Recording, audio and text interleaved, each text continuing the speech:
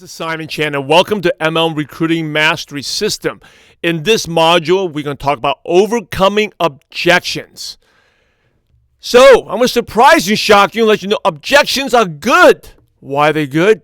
Objections are good because it shows you got their attention, right? Think about it. Compared to prospects who are not even interested to listen to what you say or don't even give you 1 second of their day. Hey, if they're bringing something up, that means you caught their attention. They're paying attention to you. For example, the president of America is not going to give you an objection because he's not paying attention to you, right? So if anyone has an objection, it shows you that they may be interested in the business. Okay, it shows you you got their attention. They actually thought a little bit about it. So it's a good sign. Now, objections really test your belief. So before we talk about answering objections, this goal goes back to your belief. Do you really believe you're helping someone? Okay, do you really believe that you have someone's interest placed first? Do you really believe that the products can help others? And do you really believe that this profession can help others achieve more things in life? Because if you really believe, then we must help our prospects overcome the objections because we must help them. Right? If something's blocking them from doing something, we gotta help them. Because we have the business, we have the products, and we have an amazing profession to help them. So you must sincerely believe you are helping others. Okay, and we're going to talk about this in the module about closing as well. You must sincerely believe you are helping others. You're not taking advantage of people or trying to make some money. You really got to believe that. So you got to work on the 4 beliefs. Number 1, the belief in the industry. Number 2, believe in your company. Number 3, believe in your products. And number 4, believe in yourself. Because you're going to soon discover that if you're getting the same objections over and over, is always linked to one of your weakness in belief. Now, the simple ways to work on your belief, number 1 is attend events, especially your company convention. You can talk to other successful distributors and your personal development. You read about the profession, you learn about the products, you learn new skills, you listen to motivation. As you grow, your belief will increase. Now, we had talked about the law of attraction and the importance of your mindset in Module 1. And the objections you get always reveal which belief of yours is the weakest. So I want you to think, is there an objection that comes up all the time over and over and over again? Right? If it is, it's because of weakness of one of your beliefs. I'll give you an example. If you feel products are kind of expensive compared to what's sold in stores, then if you really believe that deep down, you feel it's a little bit maybe overpriced, then you always get the too expensive objection or I don't have enough money. Or if you're not 100% sure if this profession really works, like network marketing really works, then you always get I don't want to do MLM objection. So what are objections? What objections really are? What are they? So objections are temporary mental blocks that stop someone from doing something that will be beneficial to them. So objections occur because of either, number 1, lack of education, or number 2, a previous bad experience. They're temporary mental blocks that stop someone from doing something that's good for them. But you must really believe that. Again, it goes back to you believe. You must really believe it's stopping someone from doing something that's good. So here's some examples of objections that stop someone from doing something that will be beneficial to them, right? I'll give you some examples from real life. So for example, my oldest son, Ethan, he doesn't like to nap. When he was a young kid, he never liked to nap and sleep, even though sleeping and napping is crucial for his growth and development, right? All young infant toddlers is very important sleeping. So why? Why is that objection? It's because of lack of education. Or another kid who don't want to see a doctor because it hurts. Well, that's again, lack of education or previous bad experience, right? The kid may be hurting, he may hurt his arm, he may be scared to go to the doctor because the last time he went to the doctor, they had shots, or the doctor did something that hurt him, so he doesn't want to go. But you got to see the doctor to help him. Or maybe another kid who doesn't want to study math because they're not good at it. Again, that's another previous bad experience. So here's some more examples of objections in everyday life. Maybe a kid doesn't want to go to school because it's boring. Like why? Previous bad experience. Or an adult who doesn't like to eat vegetables because they don't taste good. Again, another bad experience. We all know in this situation, whether the kid goes to school or the adult eating vegetables, they should do that, right?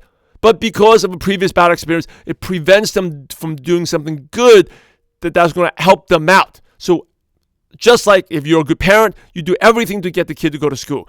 If you're actually you want to live a healthy, long life, you do everything to overcome your objection to eat vegetables and eat those vegetables, right? Get those greens in yourself. So how do you handle an objection? Number one, step one is you welcome it. Again, remember, objections are good. It means you got their attention. They're paying attention to you. Number two, let them fully express themselves. Okay, let them talk it out. Because remember, the more they talk, the more you get to, number one, learn about the experience. Okay, so for example, the person who doesn't like vegetables, the more they talk about it, maybe you find out maybe the vegetables weren't prepared well, or he ate a rotten vegetable. I actually have a friend that ate some rotten peas when they were a young kid and never wanted to eat any vegetable ever again, right? So you want to let them talk, find out their experience. Number three, don't ever cut them off or be defensive. Right? Because remember, if you're defensive, they will immediately fight you and you'll go nowhere. So again, it's 3 steps. Number one, welcome it. Number two, let them fully express themselves. And number three, don't cut them off nor be defensive. And remember the rule of communication selling. If you tell them, it's a lie. Because they're automatically thinking that you're going to try to sell them something, right? You want them to buy something or join something, or they have to spend money on something. So whatever you say, it's a lie. So don't fight them. But if you ask them a question and they come up with the answer, it's always true. Why? Because they said it. And it's the same way to handle objections. And it's the same way, with closing as well. The best way to answer questions is to get them to come up with a conclusion. Okay, ask questions. Best to ask questions, get them to come up with the conclusion, and they basically convince themselves. The best way to answer or handle an objection is to ask an open-ended question back to them and let them think of the answer. And always remember to be confident. So another way to handle an objection is to have the objection built into your presentation. So list out the common objections there are out there, right? And have it built in so that when you're presenting, it answers that objection already. So one good way is to handle the objection is to include a solution to that objection in the presentation or in a testimonial. For example, one common objection is whether the business is legal. Is this legitimate? Is this a scam, right? Some people may wonder that. So you can build in your presentation and how you had that same fear, but you learned that the company was legal, it's publicly traded, you went to the convention, it's been recognized in business journals, etc.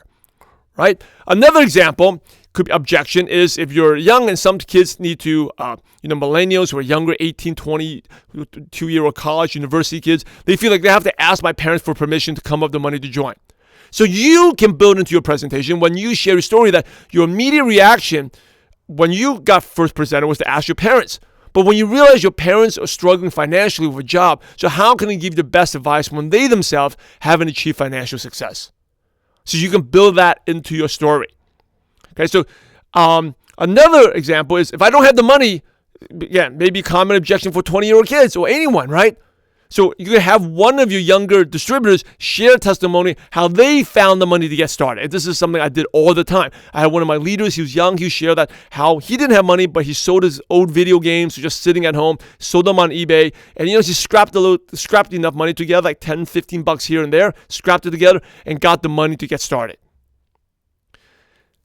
So before we wrap up this part, you have to understand all objections fall under 3 categories. What categories? They go under your prospect 3 doubts. Remember your prospect 3 doubts? Number 1, is this for real? Can I do this? Will you help me? All objections fall into these 3 categories. So here are some examples. Is this for real? The pyramid scheme objection. Oh, it's a pyramid scheme. Is this network marketing? Is this for real? Can I do this? I don't need supplements. I don't need this product. Or company specific. Is this company legitimate? I've never heard of this company. Or how long has this company been around? Or everyone's doing this. They don't believe it. Okay? So again, all the objections fall under these 3 categories. Is this for real? Can I do this? Will you help me? Again, if I don't like to sell, it goes to, can I do this? I don't have any money. It goes back to, can I do this? Right? Because if they feel they can 100% guaranteed to be able to do this, everyone will come up the money, right? If everyone knows that I'm guaranteed to make $1 million, I can do this, they will come up the money.